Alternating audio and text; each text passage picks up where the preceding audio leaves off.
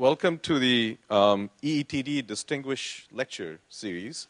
This is the third of its kind. I'd just like to take this opportunity to thank Surabhi, Galen Barber, Surabhi Menon, Vince Battaglia, Michael Wetter, and Ugo for organizing it. They've just done a spectacular job of, and let's just have a round of applause to the committee who did this. So thanks for organizing this, and I'm sure we'll have many more such lectures, but it's a distinct pleasure to introduce the third distinguished lecturer, Dan Sperling, who has, if I read off all his things that he does and all the honors, it'll probably take up the whole lecture. So I will keep it very short. He is a professor in civil engineering in UC Davis, and he's heading the transportation, the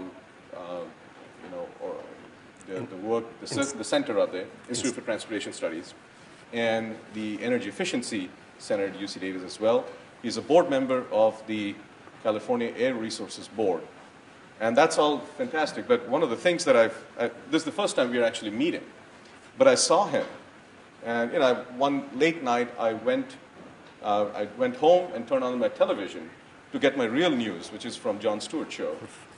And really, frankly, the other news just and guess who I found? I found you on TV, and I think you are perhaps the only academic and a scientist and engineer who has been on the Jon Stewart show, and I think we need more. But you set the trend. And thank you for doing so. But without any more delay, let me just welcome you. Thank you so much for coming here. I know you live in Berkeley, so hopefully the commute was not as bad. But thank you very much, and look forward to your lecture.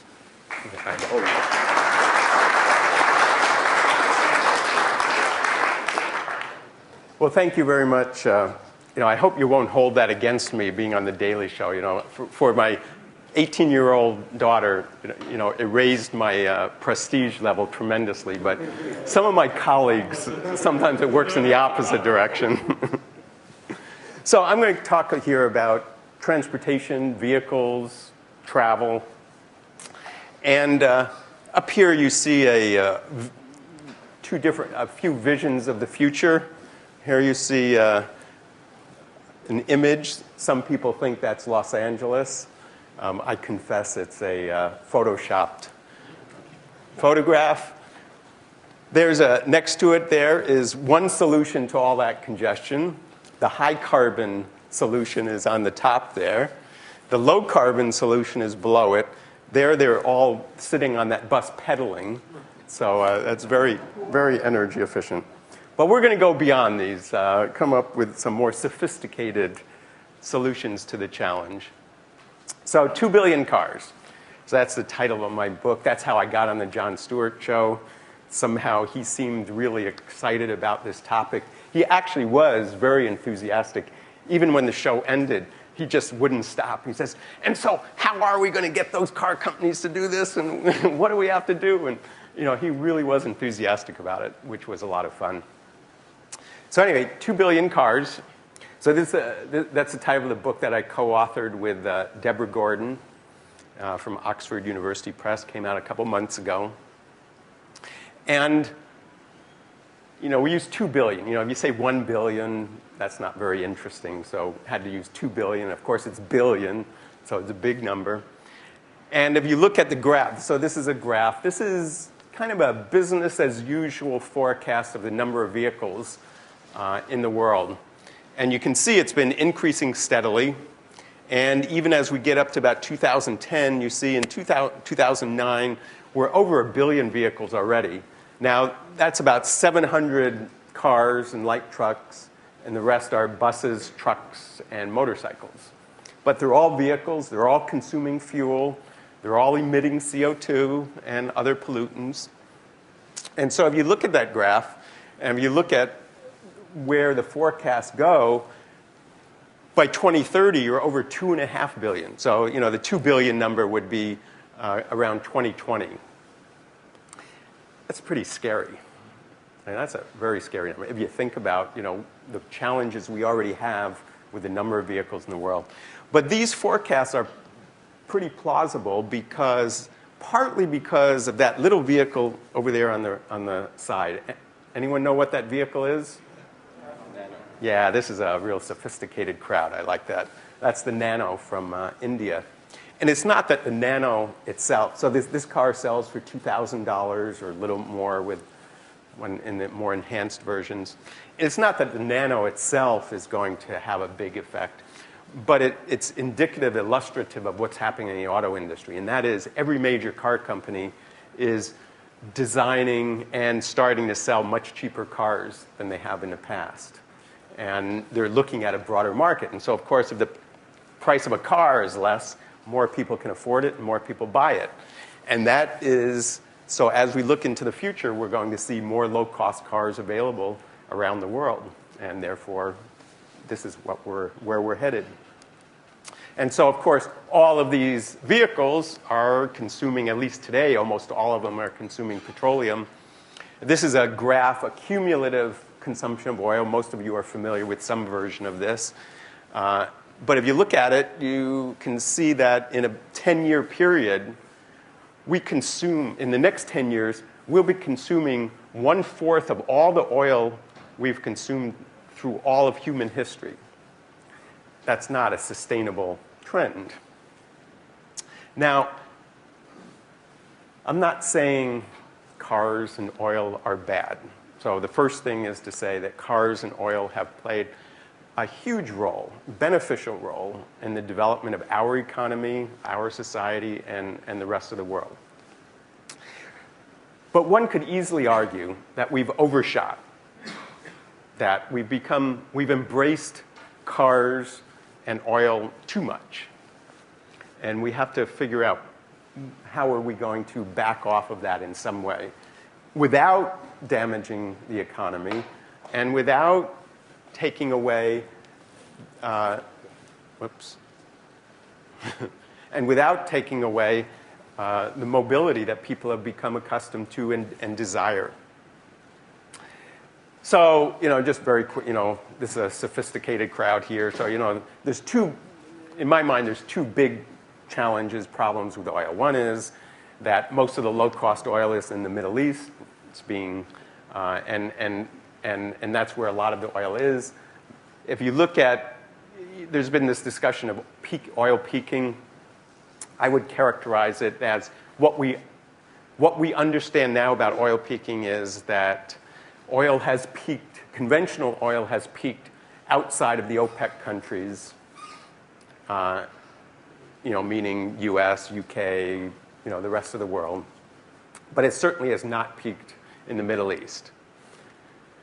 And so what we're going to see is more and more dependence on the Persian Gulf, on the Middle East over time. And that raises, given that we've just fought a war over oil in the Middle East, and if we're going to continue to consume all that oil, the world tensions, the global tensions are only going to get worse. And the other one is that as the conventional oil becomes less available and less accessible, the oil industry turns to the unconventional oils, the tar sands, the very heavy oils, oil shale, using coal, converting coal into liquids. And so this graph is essentially a supply curve of fossil energy for transportation fuels. So through history, we've consumed a little over 1 trillion barrels of oil in the world. We have probably another 2 trillion or so more that is accessible at reasonable cost that we'll probably be producing. Then we start getting into the more exotic stuff. There's the oil in the Arctic. The good news, I guess, about climate change is now we can access all the oil in the Arctic, I guess. But then we're moving into the heavy oils and the oil shales and coal to make fuels. And this graph is a few years old, and so the dollar number there, you probably should add another $10 or $20 for it. But basically what you see there is that fossil energy to make liquid fuels is virtually unlimited. We're not running out of oil. We're running out of conventional oil. We're not running out of other sources of oil. Now, of course, the problem with all this is that these, as you get beyond the conventional oil, it's much higher carbon. And so there's a lot more energy to extract it. There's a lot more energy needed to process it. And the net result is that the carbon emissions from these unconventional fuels are much higher than for conventional. So in fact, what we're doing in the world today is carbonizing, recarbonizing our transportation fuels. You know, everyone talks about decarbonizing as if that's just an inevitable trend for us. And in the electricity sector, it certainly has been. Well, I won't get into that. That's another debate. But anyway, so got all these electricity experts here. So, but what we are seeing is that the carbon content of our fuels is actually our transportation fuels is actually increasing. And so this is, you know, a very well-known graph from the IPCC showing that if we're going to stabilize at 450, you know, we're going to have major 50 to 80% reductions in carbon by 2050. And, you know, most of us here, that kind of just rolls off our tongue. We're going to do 50, 80% reduction 2050. When you start thinking about and analyzing how does this actually happen, it's very daunting. How do you get an 80% reduction? It's almost inconceivable. We're talking, at least in the transportation sector, that means transforming our fuels, transforming our vehicles, and transforming transportation and mobility as we know it. And that's only 40 years away. So that's what I'm going to talk about today, is transforming vehicle fuels and mobility. And you know, part of it is transportation gets a lot of attention. It gets even more attention in California in the carbon debates than it does elsewhere because transportation accounts for a relatively larger percentage of carbon than it does in other areas. So it's about 40% of the greenhouse gases in California come from transportation. Nationally, it's about a third. Worldwide, it's 23%, quarter. So, okay, let's focus on transportation here. So I said we're going to talk about the vehicles, the fuels, and the mobility, and I show that little stool there. And some of you that have seen some of the discussions about transportation, you hear about this three-legged stool as a way of characterizing our strategies and how we think about reducing carbon and energy from transportation. And it's partly a political construct because it's actually been put forth by the environmental community that want to make sure that VMT, vehicle miles traveled, VMT reduction, is treated equally with decarbonizing the fuels and dealing with the technology in the fuels. And so they created this three-legged stool. So that's why my VMT leg there is a little wobbly and weak.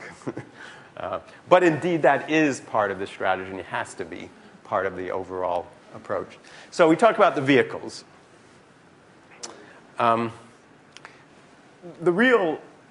The trend that we see, and I think that almost everyone that's really looked at it carefully would agree, is the solution is moving towards electric drive technology, using electric motors to propel our vehicles.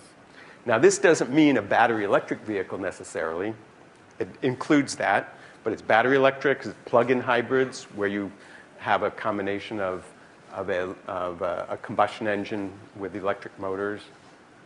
And it's also fuel cell electric, because fuel cells are electric vehicles also. In that case, you're converting a chemical fuel, usually hydrogen, into electricity, and then using it to propel the vehicle. And just so on the bottom here, you see, so the Nano is clearly not an electric drive vehicle of any sort. Could be. But on the left, that's the design that GM put forth a number of years ago, the so-called skateboard design. But I show it because one of the attractions of electric drive is that you can package the vehicle in a different way. And the fuel cells are particularly attractive because you can package everything into that 6 or 10 inches of that chassis. and there's complete freedom how you design the rest of the car. So there's a lot of opportunities to make it in a way that is, well, it gives a lot of discretion to the automakers, designers to make it in different ways. It also you don't have the mechanical driveline, you don't have the big heat engine in there. You can use software to run the whole thing, and you can therefore have fewer platforms, so you don't need a platform for every type of car because you simulate the effect of different platforms using electronics and software. On the right side, you see there, that's an electric scooter from China. So in fact, the biggest electric vehicle industry in the world, by far, is in China. In 2007, they sold 15 million electric vehicles. They were electric bikes and scooters and motorcycles, but they were using batteries and electric motors to propel these vehicles, as well as legs. And many of those companies that have been building those scooters and those batteries have been moving upscale, and they're starting to produce small vehicles. So there's a very good likelihood that the foundation for the electric vehicle, or at least the battery electric vehicle industry of the future, will come out of China. So this is kind of my rogues gallery of electric cars from the 90s. And I'll get into this idea of a fuel du jour phenomenon, where in the 90s, there was a lot of focus on battery electrics. The California Air Resources Board had a zero-emission vehicle mandate that was pushing it aggressively. So these are all the vehicles being produced by all the different companies in the 90s. The only one out of all of them that is still manufactured is that little one up in the left-hand corner, and that's the GEM. It's made by Chrysler, and I know there's quite a few of them around here at LBL and other in retirement communities and other campuses and so on. They're not synonymous. There was a comma there. So, one of the questions is, how is this electric vehicle industry going to evolve? And I only have a few, I'm covering a lot of topics here, so I'm not going to dig in real deep, but just kind of put forth some ideas and we can talk about it. But what's most likely to happen is that at least into the foreseeable future, the battery electric vehicles will be small vehicles, city cars, they're sometimes called, neighborhood electric vehicles and city cars. And that's because batteries are still very expensive and will be expensive, and hopefully all the researchers here at LBL are going to come up with these low-cost, lightweight batteries of the future. But for the foreseeable future, they are expensive and bulky and heavy. So it's small vehicles. But one way to get around the battery issue is these plug-in hybrids. And so at one extreme, you see GM with its Volt, where they have a very big battery so that you get long all-electric range, about 40 miles all-electric range. All the other car companies, except for GM, are making what's called a blended plug-in hybrid, and they're using much smaller batteries where they're running, where they don't have a long all-electric range.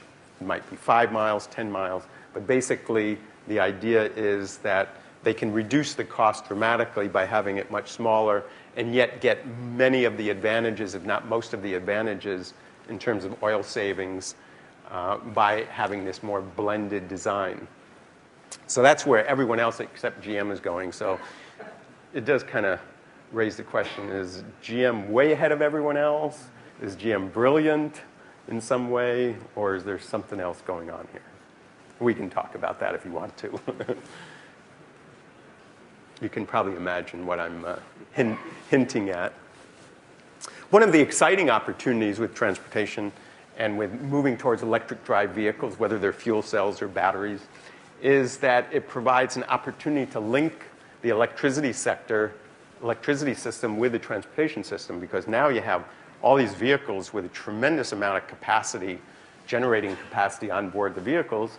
And so now you can plug them in, and we sometimes refer to this as vehicle to grid And the idea is that instead of having to build a lot of new electric power plants for those few hours of peaking that happen in the summer, you can just, for those few hours, you can just have some of the vehicles plugged in and just draw down, from the batteries or through the fuel cell, some of that electricity, and now you've saved a lot of expense in terms of not having to build it. And then it might even be an attraction in terms of marketing these vehicles, because now you can plug it in and it can be emergency backup for your house or your building.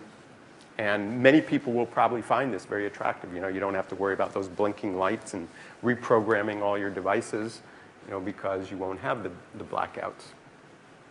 So anyway, we've got all the battery experts here at LBL, and they can certainly elaborate on this. But the point of this is that, one, there has been strong continuing improvements in batteries. I mean, just look at your laptops.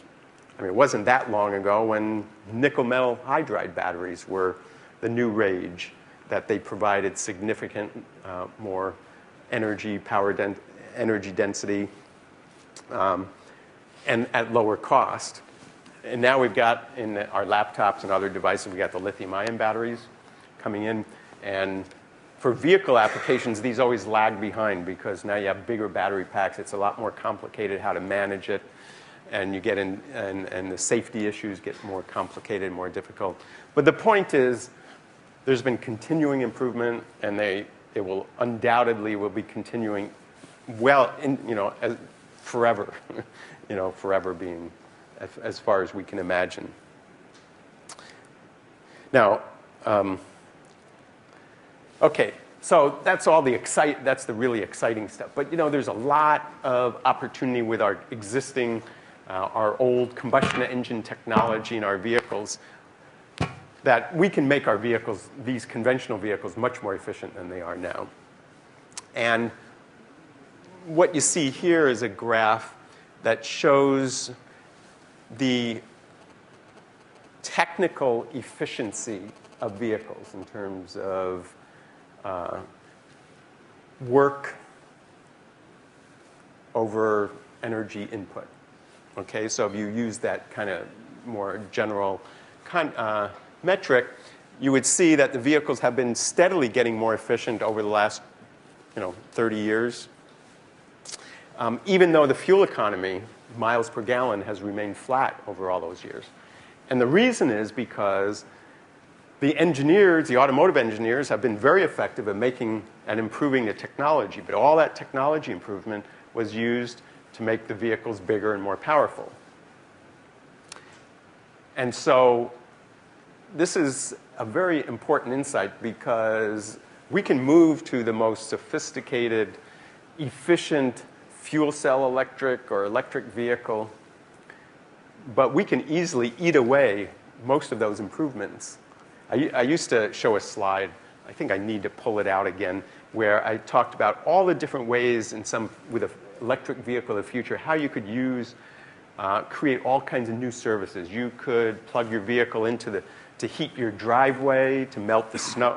Here we don't worry about it, but in other places, to melt the snow. We could use it when we go traveling to hook it up to our vacation home to heat up the hot tub.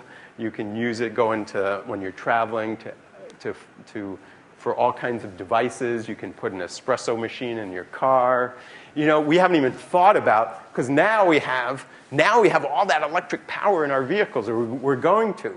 And people have barely even thought about how to use it. So you can start using, not only having the vehicles more powerful, but we can get a lot more service out of them, use them for a lot of other things. And, just to illustrate this point a little more, as it says at the bottom here, we've really been in a horsepower race in the automotive world. The average car, so here's a little factoid. 1985, the average car sold in the US would go 0 to 60 in 14.5 seconds. The average car today goes 0 to 60 in 9.5 seconds, from 14.5 to 9.5. it's not like we can use all that power for anything. The speed limit is still 65 miles per hour. Well, I guess it used to be 55, so we raised it to 65. But basically, we're just making our vehicles more powerful and bigger. And we can continue doing that. There are cars sold today that are go 0 to 60 in 3.7 seconds. The last Corvette, I think, did that, and some of the other sports cars. The Tesla does it in 3.9 seconds, the electric car from Silicon Valley. So we can design our vehicles and use up all of that efficiency in that way. And that's where policy comes in.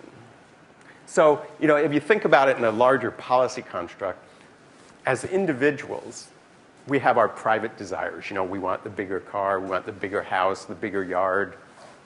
Most of us, not everyone. Maybe less so in Berkeley. But most people in most places.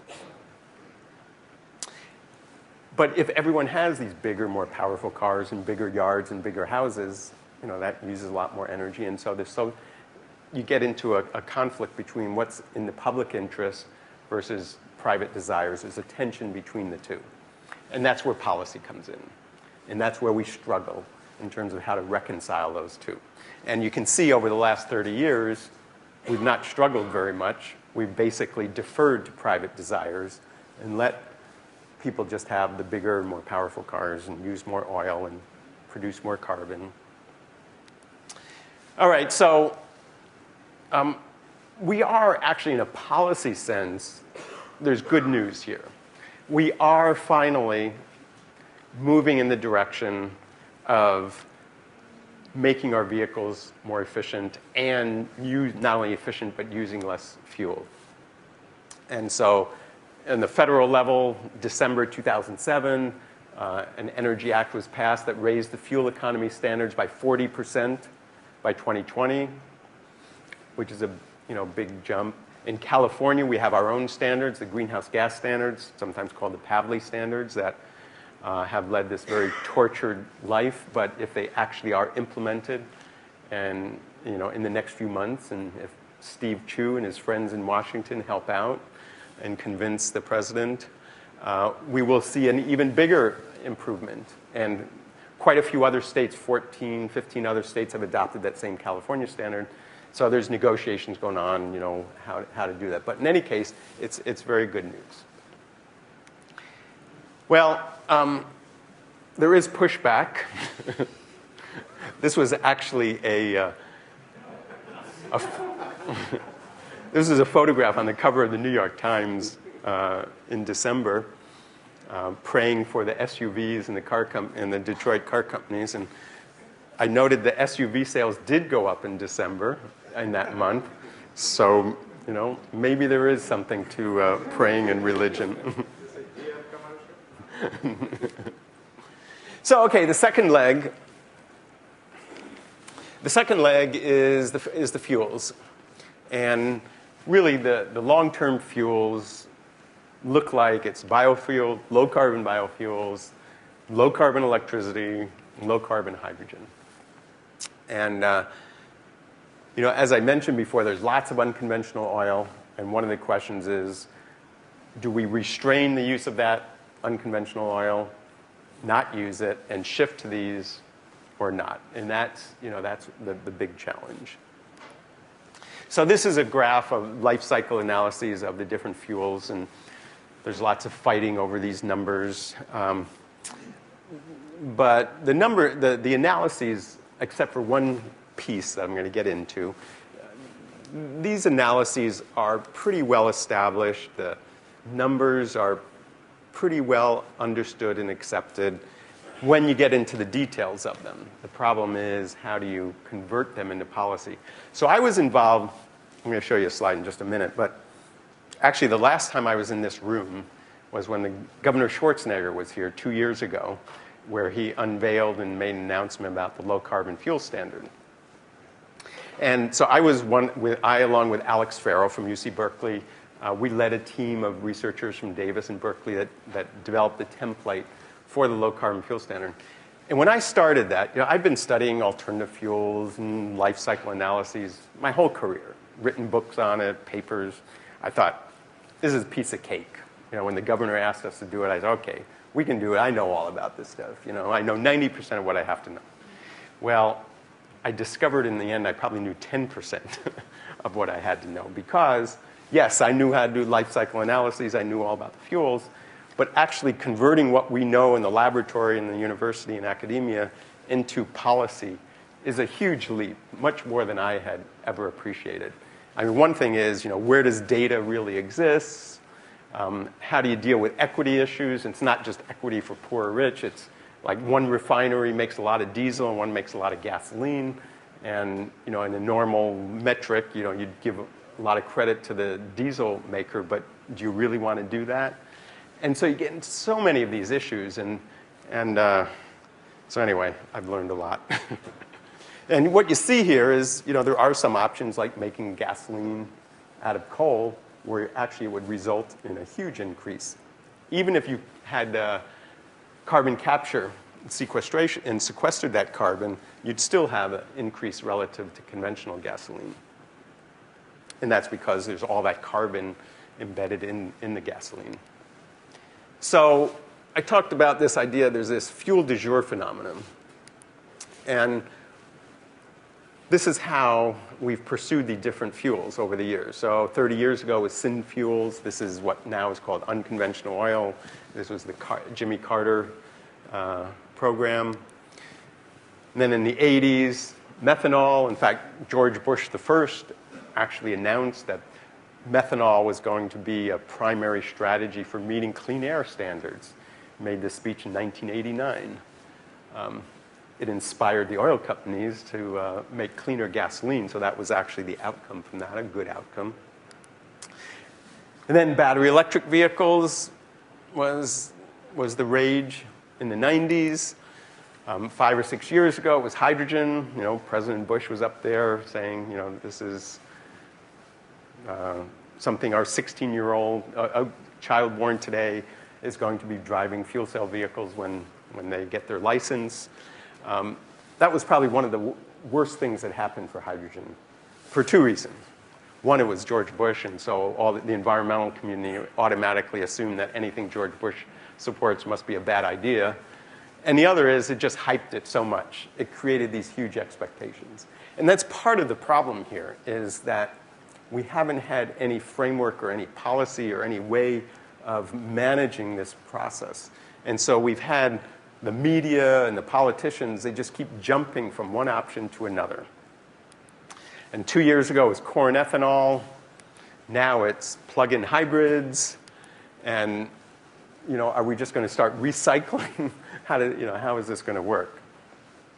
So it's for this reason that I've become very enthusiastic about this low-carbon fuel standard. So when the governor asked us to do it, I immediately thought this was exactly the right approach, is to develop this low-carbon fuel standard.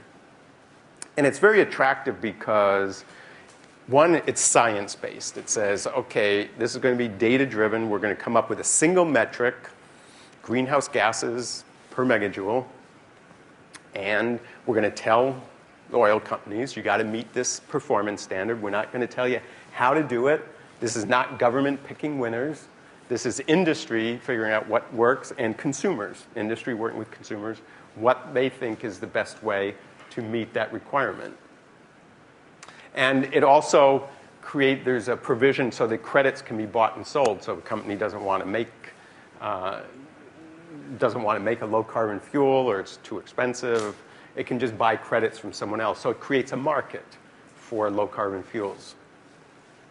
So there's a lot of it, so I think it's exactly the right way to go. And the California Air Resources Board is going to be voting on this next week to adopt it for California. And if it does, it goes in, it's implemented. It takes effect next January, so very soon. And I would note that the European Union is actually moving towards a low-carbon fuel standard as well.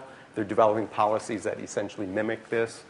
And the low-carbon fuel standard also is part of the climate bill that Waxman and Markey have introduced in Washington, D.C. So it looks I like to think that people, when they think about it and understand it, agree that this is the right way to go. And even many of the oil companies have embraced it because they appreciate that if we're going to reduce carbon, this is probably about the best way to do it. So there's one big controversy here, and I know a few of you at least know about this. So here's the part about the science. So the one thing on the science side that we really didn't have nailed down, I remember when Alex and I were about to release the report, I remember 30 minutes before we were debating whether to put in this analysis about the land use effects of different biofuels. And we kept saying, if we do this, it's going to cause a lot of angst. It's going to get controversial.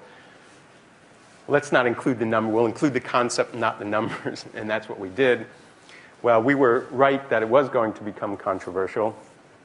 So the issue here, for those of, by the way, when am I supposed to stop? What time? Going until 1 o'clock? Okay, so let me speed this up. So let me just explain this real quickly, because this is one of the really interesting things about science and policy. So if you, with biofuels, if you take land that's in agricultural production and divert that land to make fuels or energy, whatever was being grown on that land before is now going to be grown somewhere else, or it's going to be replaced somewhere, somehow. So at the margin, it means bringing new land into production somewhere in the world. And this is a global market somewhere in the world. We don't know.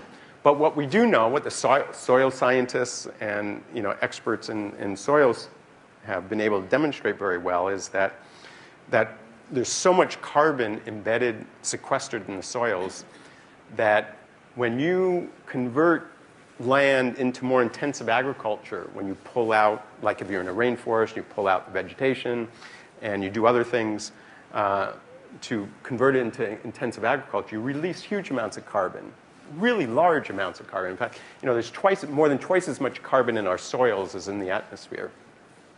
So we refer to this as the land use effect, sometimes the indirect land use effect. And the question is, how big is this effect of this extra carbon that's released when you divert some of that land away from agriculture to energy? And so, there's a big study here at UC Berkeley and some other places. In fact, the UC Berkeley numbers with Purdue have been the basis of the calculations that have been done. So they came up with this number for corn ethanol that you have to add 30 grams.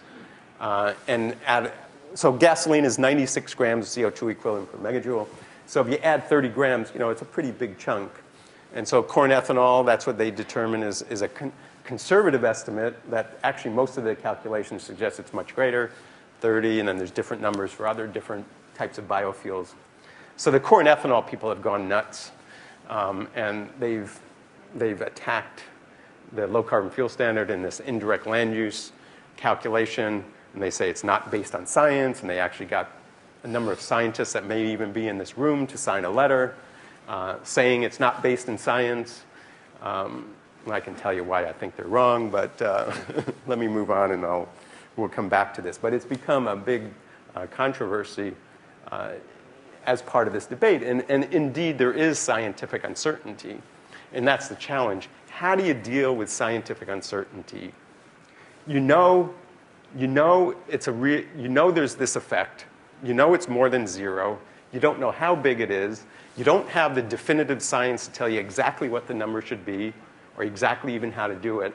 And yet you're putting in this place this performance-based standards, a life cycle, that if you don't include it, you're saying it's zero. You know it's not zero. So you have to do something. And what do?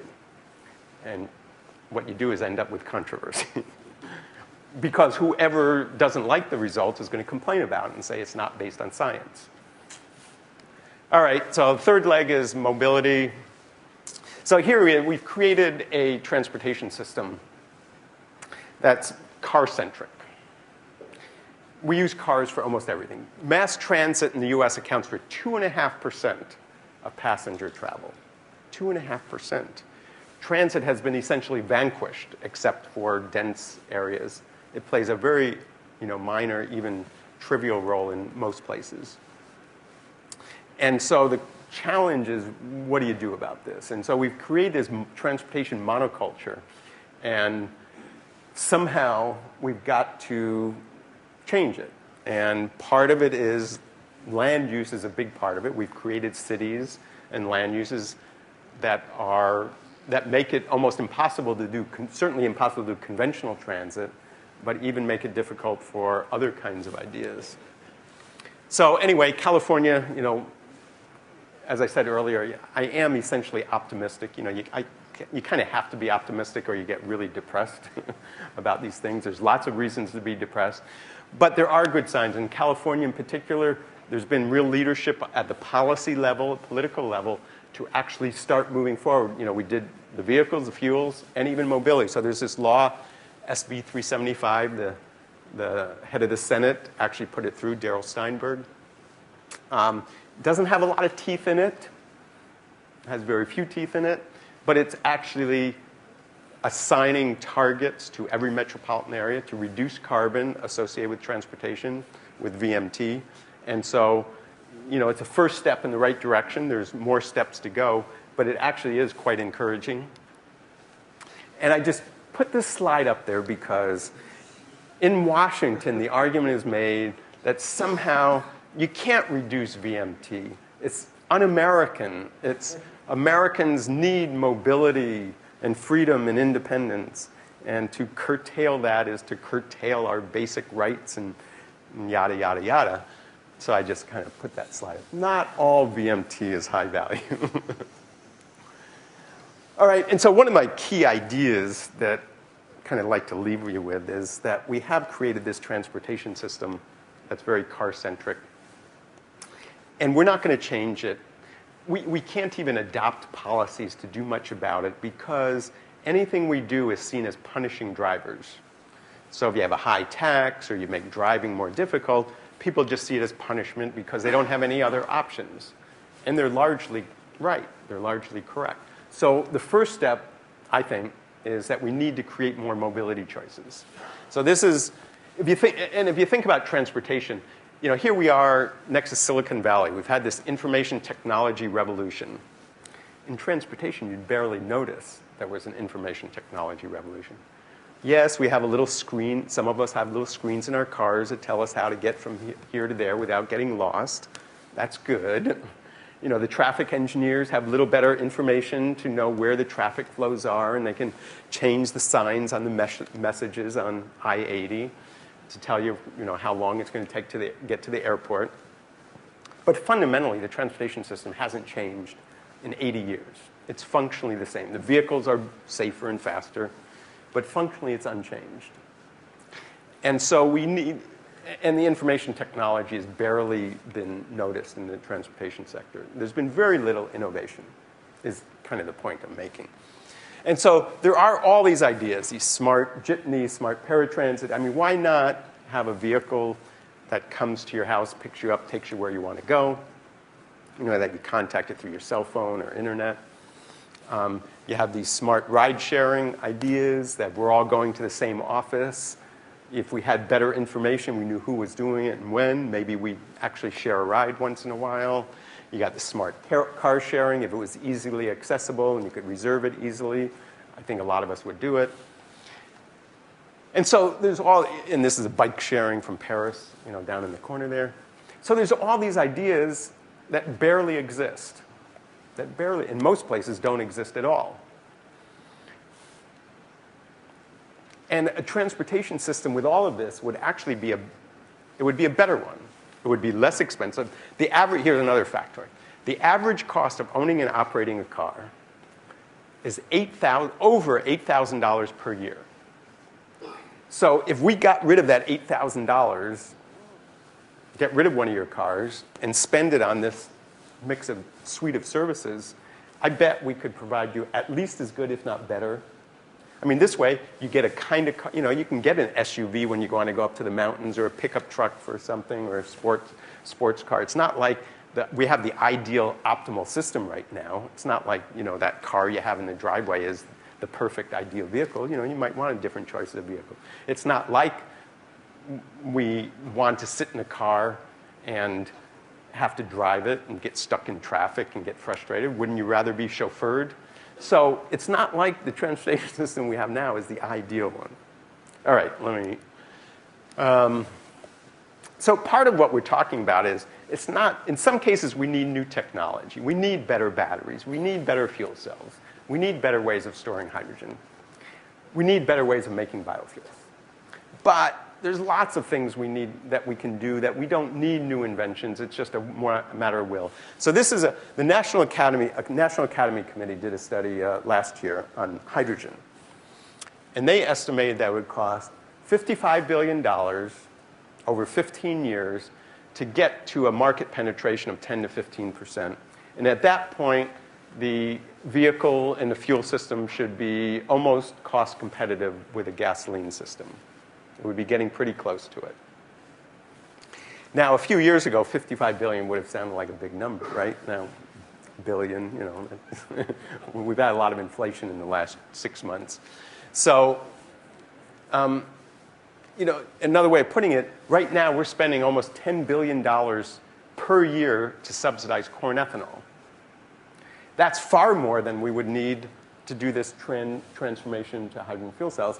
And electric vehicles, battery electric using the grid, actually calculations we've done are similar to what the hydrogen number is.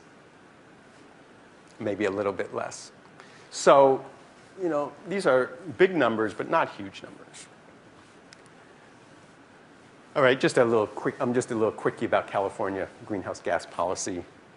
Anyone notice anything interesting on this slide?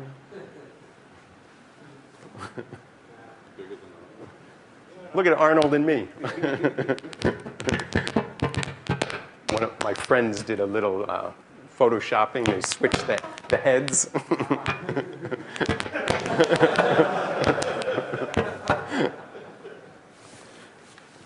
So anyway, in California, Governor Schwarzenegger has really played a very important role. He really has been a champion of climate policy. He's really made it. I sit on the air board, and we get a lot of pushback from industry and different groups complaining about this or that. And he's stood by the decisions we've been making every step of the way, if not encouraging us, to keep in place these aggressive policies. And so, and the legislature has also been very effective in adopting some of these laws, the AB 32 law of 2006. So California. So sometimes I'm really proud to be a Californian. And, in climate policy is one of those places, one of those areas. And, yes, California was the pioneer of car-centric cities and living. But now it actually is adopting policies that will try to pioneer low-carbon transportation. And the way it's doing it, if you look at all the policies that are being adopted, there really is a focus on innovation. And it's not necessarily innovation where you need brand new technologies, but it is innovation in terms of how you deploy these technologies, how you refine them, how you use them, the institutions for them. We do need a lot of innovation. And for 2050, we really do need new technology. And what we're doing in California is a whole mix of policy. So if you listen to the debate out of Washington, D.C., you'd think carbon policy equals cap and trade. Well, in fact, at least in California, cap and trade represents only about 20% of the reduction that we're targeting for 2020. So of all the reduction in carbon that we're trying to get by 2020, so the reduction is, in the graph I just went through quickly, we're talking about a 28% reduction from business as usual in 2020. So it's actually going back to 1990 levels by 2020. Represents about 28% reduction. And so of that 28% reduction, only about 20% of it is scheduled or is programmed to, I've got 2 microphones here, is to come from cap and trade. The rest comes from all these other, from renewable portfolio standard, low carbon fuel standard, energy efficiency standards, all of this. It's a much richer approach. It's a more of a portfolio approach to policy. And what we do with the cap and trade is it overlays everything else, and essentially it inserts a price signal for carbon into the system and makes a first effort of starting to equilibrate costs across sectors. But basically, it's this more a richer approach, and it's important because it targets. The problem is there's all these market failures and all these obstacles to change. And just putting a cap in there or a carbon price in there will not get us where we need to go, or at least not at the carbon prices that that most politicians talk about. So you need more targeted policies addressing each of these little sets of activities. All right, I know I'm done. So key policy questions. Okay, this is a slide for my economist friends. You know, the long list of market failures, why we need policy intervention. You know, a year ago, this would have been maybe a tougher sell. Now everyone acknowledges that, you know, government really does have an important role to play, you know. And so, so here's my closing slide. My 5-point program to transform transportation. Much more R&D, of course, very relevant to this group here. We need to accelerate the commercialization of these advanced vehicles. We need to get things started, and there are different ways of doing tax credits and other kinds of zero-emission vehicle rules and so on. For the longer term, the more robust framework are these performance standards that we need, coupled with market instruments. So in transportation, one thing that would be very attractive is we have the performance standards for vehicles, for instance. The car companies complain. They say, you're making us sell cars that people don't want. So the answer to that is fee-based, and that is if you buy a very efficient vehicle, you get a rebate. If you buy a gas guzzler, you pay a tax. And so what that does is align the market, the customers, with the regulations, and it makes it a very efficient process. And then we got to, you know, with VMT and land use, that's a whole other topic, and lots of changes are needed there. So, yep, it's tough, but I'm still optimistic. Thank you very much.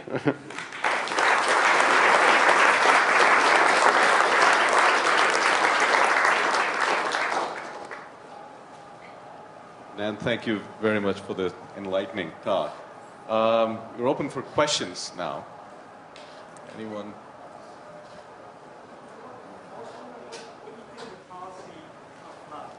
Raising the sales gasoline sales tax to free up the bridges instead, you know, to cover the bridge cost, instead of having the traffic jam everyday bridges. So the question is about raising the sales tax to generate Enough revenue to cover.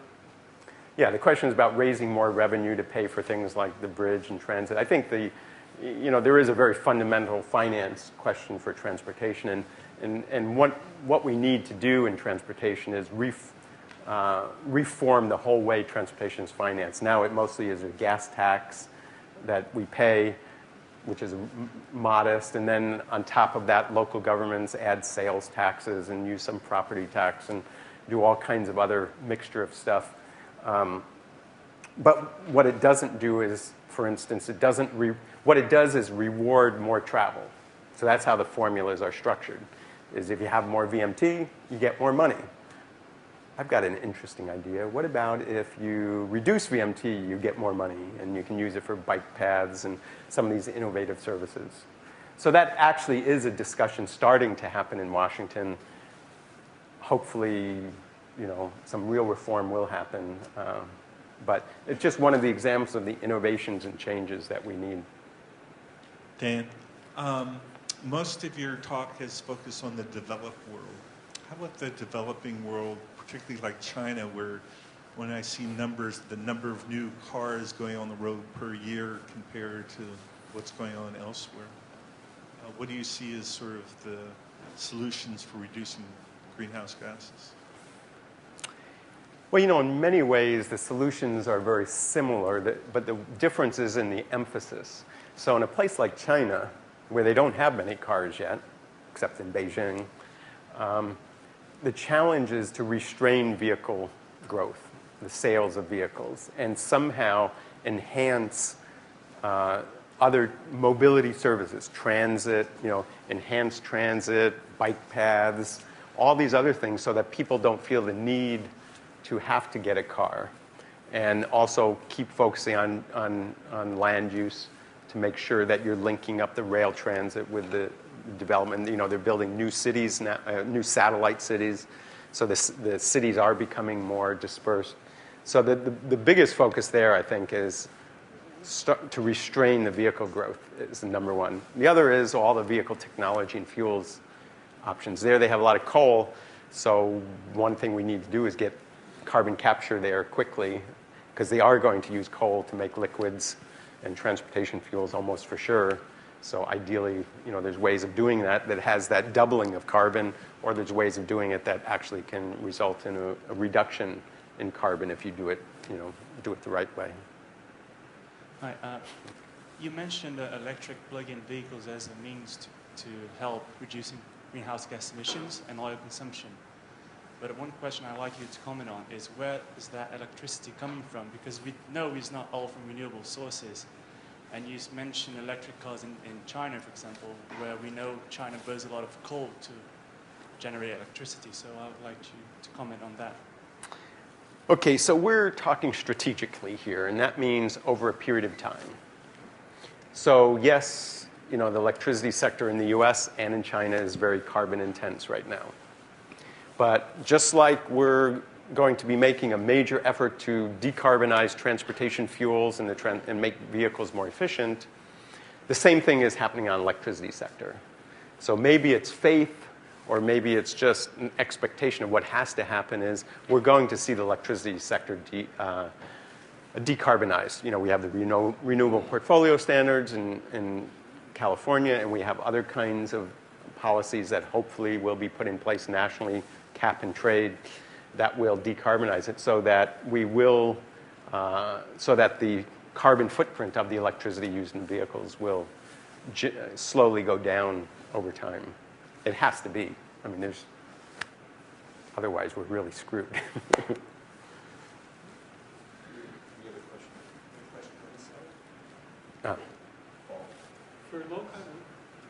For the low carbon fuel standard, can you give us a feeling for your sense of a plausible number and a plausible number of years? How much do you think that, you know, per energy use will have brought down the amount of carbon involved over what period of time in what you're proposing? Okay, the way the low carbon fuel standard in California works is that it calls for a 10% reduction in carbon intensity by 2020. And that might seem like not very much, but actually it's a lot, because if you look at the carbon intensity of the fuels, you know, even an electric vehicle on the California grid, which is relatively low carbon, it's about half the carbon as a gasoline vehicle.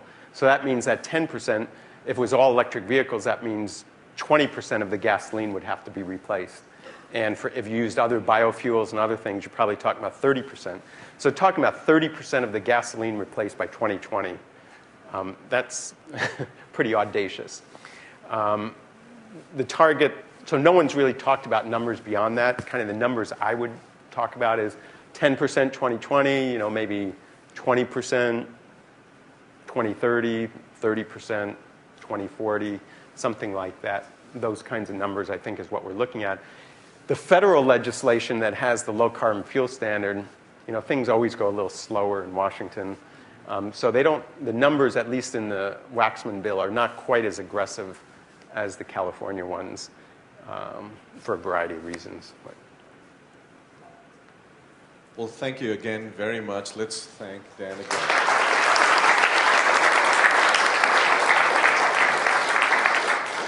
So we have a few little gift for you. So if you just hang in there, you guys. There's a little check. Oh, nice gift.